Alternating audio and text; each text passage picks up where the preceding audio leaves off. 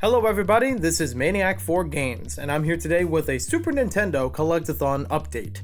I did cover this system a while ago and some of the games and accessories I had for it, but this time I want to do a recap and introduce a few other things that I got along the way.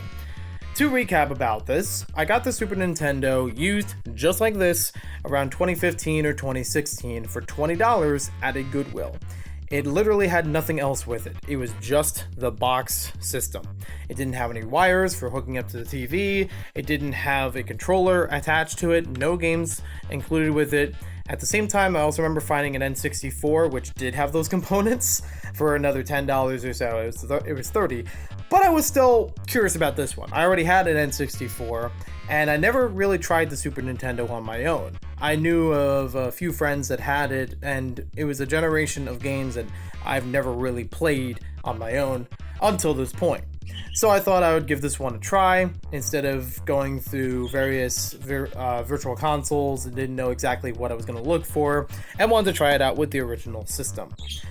After some digging, I went to a video game store or two, was able to get a third-party controller that was very similar to the Dogbone controller included with this, and I was able to get the appropriate wires to plug it into the TV.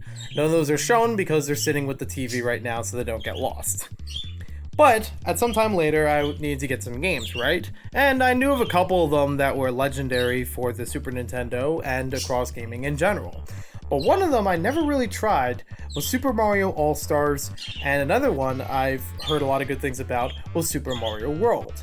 So it comes to my surprise, I find it in another video game store, a bundle of both of those.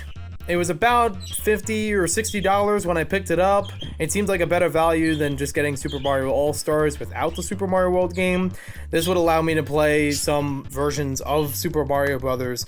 That I haven't played before or in different palettes. It also allowed me to introduce myself to the Super Mario Bros. 2, the Lost Levels as we know them here. And yeah. Nicely done for the cartridge. I have been able to test this thing out, and it sits with the system most of the time, ready to play. Now for a while, this was the only game I had available for it, and why not? It had 4 or 5 games packed with it. So what reason did I have, unless I found more cartridges of different, unique games, in order to switch these out? So, sometime later, I was curious about a game called Mario Paint, especially after playing Super Mario Maker and being infatuated with how you can design your own things in that game.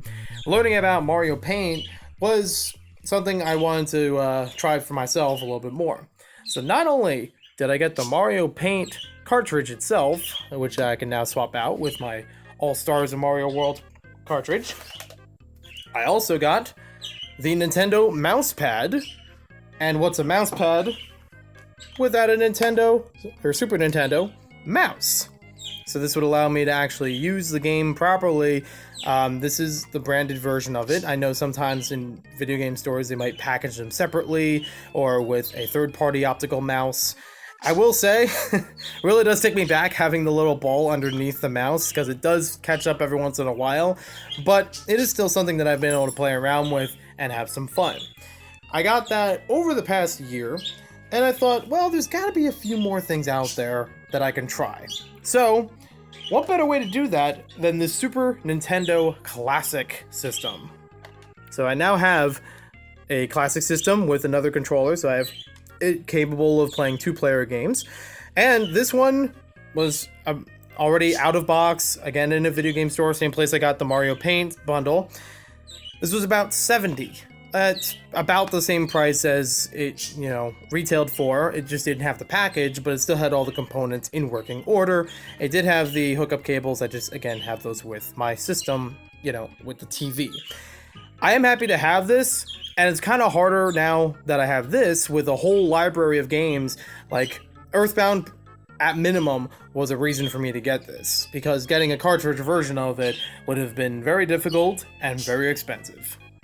It's a lot of commitment for a game that I vaguely know outside of Super Smash Bros. But having it here with a whole bunch of other games, F-Zero, you have a bunch of the Super Mario games in it as well. A Link to the Past, I believe, is on there. Dozens and dozens of games that people enjoy all over the place. even a few RPGs. So at least it'll get me introduced to some things that I haven't been, interested in before. But hey, that helps. With a bundle like this, you can't go wrong. So with that, it's kind of hard for me to continue with the cartridge collection of Super Nintendo games, unless I know that it was only available on the cartridge and not on the classic. Because this thing has so many as it is, what reason do I have to keep growing this part? I mean, Mario Paint, yeah, it's not really going to be available on there. And again, I'm not really sure how it's going to go. I still have to play around with these games. Super Metroid, it's another one I've really been enjoying on here. Mega Man X, I've also enjoyed on there. And I think Mega Man X I might also have on the GameCube with one of the Legacy collections. Anywho, it's a great era of gaming that I'm happy to introduce myself into over the past couple of years. There's still tidbits I'm still learning about each of the games. Hi, Scooby. And a few more things that I'm gonna keep my eyes out for. I know that there's a lot of legendary games from this time.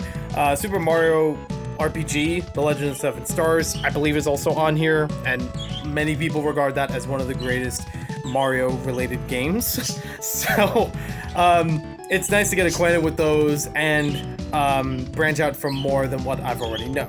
Thank you for watching this video. Hope you guys enjoyed it. Hopefully we'll see more updates about the Super Nintendo in the near future. We'll see you next time with more gaming videos.